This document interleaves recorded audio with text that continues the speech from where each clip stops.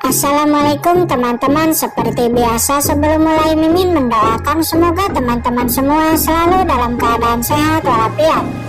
Oke, kali ini kita akan melanjutkan Martial Master versi novel bagian 387. Bagi yang baru bergabung, selamat bergabung.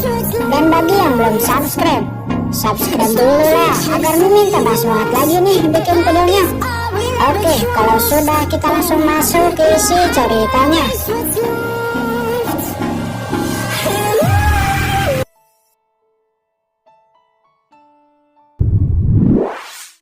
Alien. Namun ada beberapa binatang alien yang mengejar Yue Chowlun. Walaupun hanya beberapa, Yue Chowlun dan lainnya berada dalam bahaya. Di saat salah satu orang akan diterkam binatang alien, tiba-tiba sebuah serangan langsung melesat dan memenggal binatang alien itu. Serangan itu adalah serangan gabungan dari Jiruyu, Chen Xixi, dan Yukiansu. Yue Chowlun dan lainnya terkejut di saat melihat ketiga wanita cantik datang menyelamatkannya. Apa yang kalian lakukan? Cepat pergi ke tempat yang aman. Jika Qin Chen terluka karena menyelamatkan kalian, saya tidak akan melepaskan kalian, kata Yukiansu. Kemudian dia menoleh ke kedalaman aula dan melihat Qin Chen dengan khawatir. Jiruyu dan Chen Xixi juga memandang ke arah Qin Chen dengan khawatir. Setelah menemukan tempat yang aman, Yue Chowlun, Jia Yi, dan murid-murid Bloodline Holy Land mulai bersila dan memulihkan diri. Saat ini mereka semua luka parah. Untungnya Bloodline Holy Land sangat kaya. Setiap orang memiliki pil obat dan harta penyembuhan yang membuat pemulihan diri mereka menjadi semakin cepat. Saat ini di kedalaman aula nampak Qin Chen dikelilingi oleh banyaknya binatang alien. Mungkin ada ribuan binatang alien. Tuan, mari kita sama-sama membunuh binatang-binatang sumber ini, kata skeleton cabang. Dia bersemangat karena binatang sumber sangat bagus untuk meningkatkan kekuatannya. Iblis Mokara di sisi skeleton cabang juga sangat bersemangat. Tidak perlu, kata Qin Chen. Pada awalnya dia ingin mengeluarkan skeleton cabang dan iblis Mokara. Namun setelah melihat benih parasit yang semakin menakutkan, Qin Chen berubah pikiran. Binatang-binatang ini akan sangat baik untuk meningkatkan kekuatan tubuhnya. Segera Qin Chen menyimpan pedang karat misterius. Untuk meningkatkan tubuhnya, maka Qin Chen harus menggunakan tubuhnya sendiri untuk bertarung. Dengan tangan kosong, tanpa menggunakan senjata, tanpa jurus apapun, tanpa bloodline guntur, murni hanya menggunakan tubuhnya saja. Apa yang akan dilakukan oleh Tuan? Gumam skeleton cabang. Saat ini Qin Chen mengaktifkan tubuh suci abadi dengan ekstrim, mengepalkan tinju dan menghantam binatang-binatang alien tanpa menggunakan kekuatan apapun. Walaupun pertahanan tubuh suci abadi level 7 sangat kuat, akan tetapi di bawah serangan banyaknya binatang alien, jejak cakar banyak muncul di tubuh Qin Chen. Seketika Qin Chen memuntahkan darah, namun Qin Chen pantang menyerah. Di bawah pukulannya sudah tidak terhitung berapa banyak binatang alien yang Qin Chen bunuh. Qin Chen terus melatih dan melunakkan tubuhnya dan terus-menerus diserang binatang alien. Di sisi luar aula terlihat Jiruyu, Chen Xixi, dan Yukiansu yang memandang ke kedalaman aula. Tidak terlihat apapun, tapi raungan gemuruh dan pertempuran masih dapat ketiganya dengar.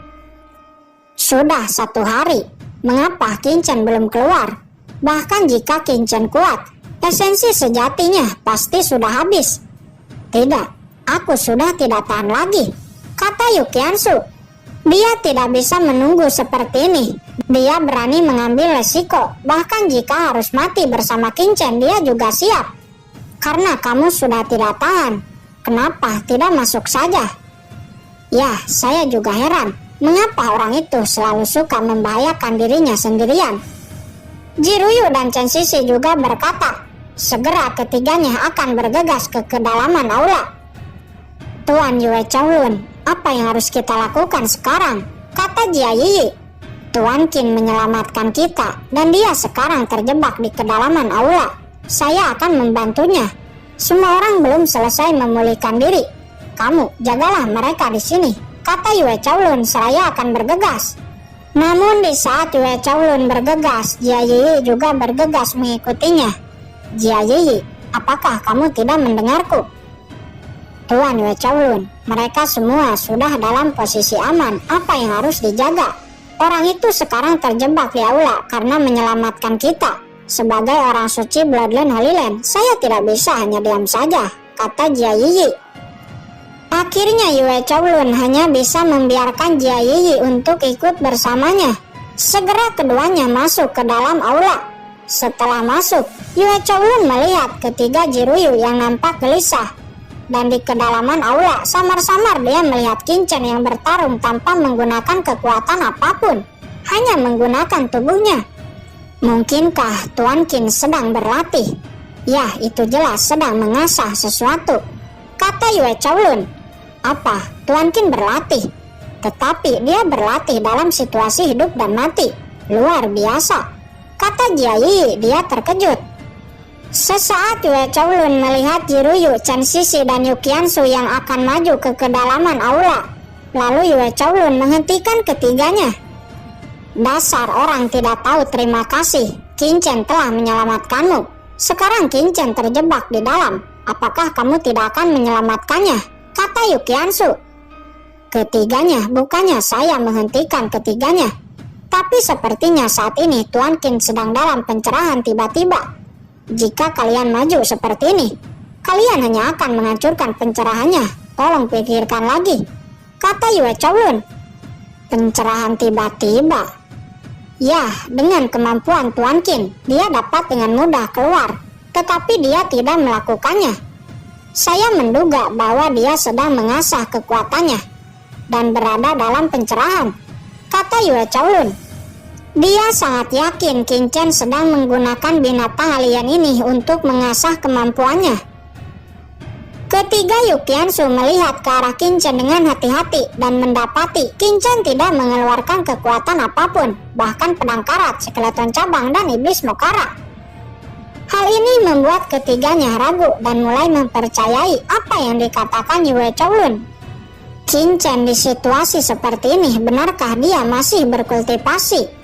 Kata Yu Qiansu. Dia sedikit terkejut. Jiruyu dan Chen Sisi juga terkejut. Tiba-tiba mereka teringat pada saat di warisan pedang iblis. Qin Chen yang pada awalnya mereka berdua remehkan dan dipandang sebelah mata, namun mampu mengaktifkan pedang dao tertinggi. Sekarang mereka tahu Qin Chen hanya orang gila. Dihadapkan dengan banyaknya binatang alien, dia malah berkultivasi di dalam hidup dan mati. Bahkan jika jenius Diwuyu dihadapkan dengan situasi seperti itu, dia tidak akan memilih untuk berkultivasi.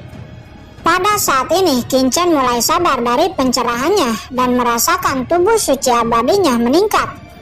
Sesaat Qin Chen juga merasa bahwa tubuh suci abadi dan tubuh luar angkasa dapat disatukan. Namun ini belum waktunya. Pada saat ini, Qin Chen juga merasa tinjunya semakin ganas. Dalam satu pukulan, beberapa binatang alien langsung jatuh, hanya meninggalkan banyaknya kristal darah. Tinju Qin Chen menjadi sangat kuat. Melihat itu, binatang-binatang alien nampak ketakutan. Tiba-tiba salah satu binatang meraung, disusul kemunculan sebuah lubang. Semua binatang alien yang masih tersisa masuk ke lubang itu. Qin Chen mengejarnya. Namun tiba-tiba lubang itu langsung tertutup kembali. Setelah itu Qin Chen tidak mengejarnya. Saat ini dia sudah kelelahan karena pertempuran gila sebelumnya. Qin Chen kemudian bersila dan mulai menyembuhkan luka-lukanya. Qin Chen. Setelah binatang-binatang itu pergi, ketiga Yu Qiansu datang ke sana. Di saat melihat Qin Chen terluka dan berlumuran darah, mereka menjadi khawatir. Banyak sekali kristal darah. Apa? Banyak sekali kristal darah? Ada hampir 2000 kristal darah. Bagaimana ini bisa dilakukan? Dengan kata lain, Tuan Qin hampir membunuh 2000 binatang alien, kata Yue Chaolun. Dia dan Jia Yiyi menghirup udara dingin, wajahnya terkejut. Kemudian keduanya mengumpulkan kristal-kristal darah itu untuk diberikan kepada Qin Chen. Beberapa waktu kemudian Qin Chen selesai memulihkan diri dan membuka matanya. Melihat itu, Yue Chaolun langsung memberi hormat dan bergerak maju. Tuan Qin, Saya Yue Chowlun. Ini adalah Jia Yiyi. Kami semua berasal dari Bloodline Holy Land Wuyu. Kami semua sangat berterima kasih karena Tuan Mudakin telah menyelamatkan kami. Saya, Yue Chowlun, seumur hidup tidak akan melupakannya, kata Yue Chowlun. Ternyata kamu adalah dari Bloodline Holy Land, kata Qin Chen. Ya, Tuan Qin, saya adalah penatua dalam dari Bloodline Holy Land, kata Yue Chowlun. Oh, saya ingin tahu, penatua bagian apa Tuan Yue Chowlun ini? Bagian keuangan, hukuman, personal, penjadwalan, atau pribadi, kata Qin Chen. Di kehidupan sebelumnya, Qin Chen adalah penatua kehormatan dari Bloodline Holy Land. Qin Chen memiliki kesan yang baik terhadap orang-orang dari Bloodline Holy Land. Mendengar pertanyaan Qin Chen, Yue Chowlun dan Jia Yiyi cukup terkejut karena Qin Chen mengetahui urusan penatua dalam Bloodline Holy Land. Ini sedikit tidak bisa dipercaya karena keluar dari mulut seorang bocah yang hanya berasal dari domain Papillon Pil bawah. Tuan Qin, saya adalah penatua pribadi. Kemudian Yue Chowlun mengeluarkan sebuah token. Ini adalah token penatua dalam saya.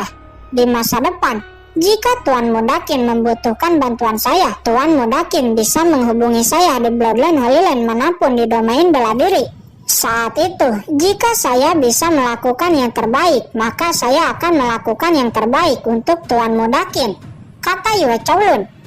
Kemudian Qin Chen mengambil token itu seraya tersenyum.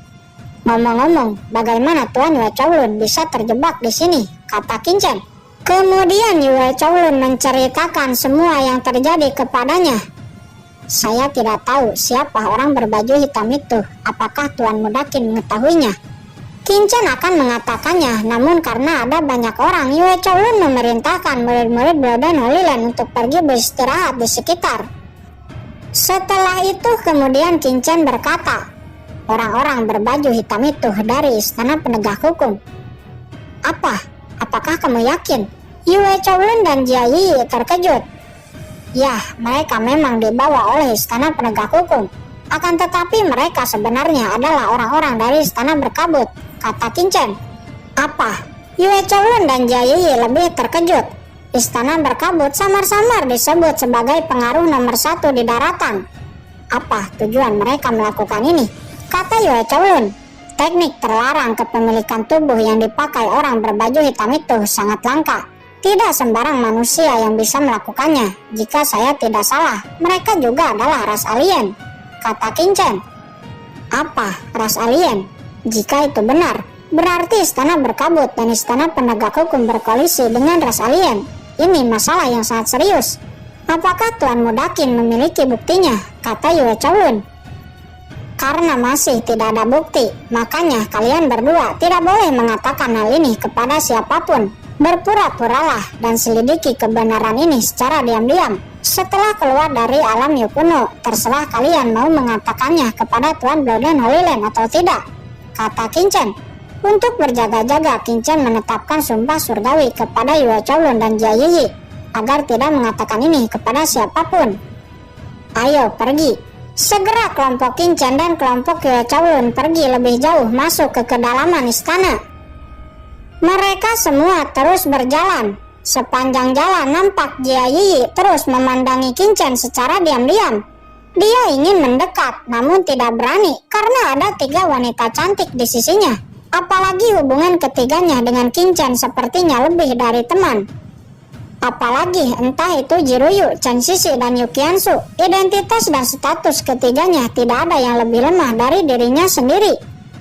Dia juga harus mengakui Qin Chen memang sangat tampan, apalagi bakatnya sangat menantang langit.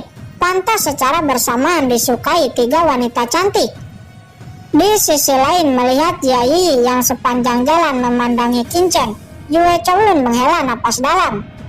Jia Yiyi adalah orang suci Bloodline Holy Land, cerdas, pintar, berbakat, cantik. Sangat sedikit laki-laki yang dapat dilirik olehnya. Tapi sekarang dia melirik Qin Chen.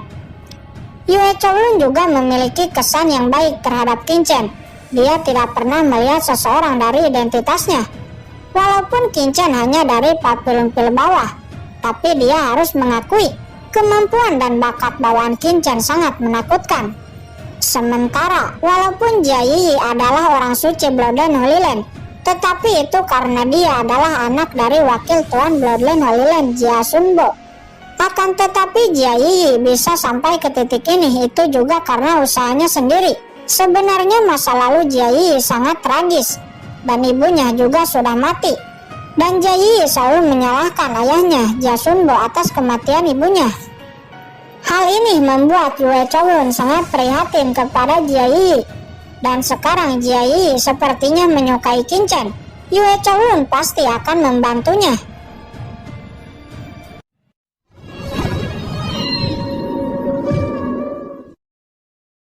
Oke guys, sudah dulu ya. Jangan lupa subrek biar lanjut terus ceritanya.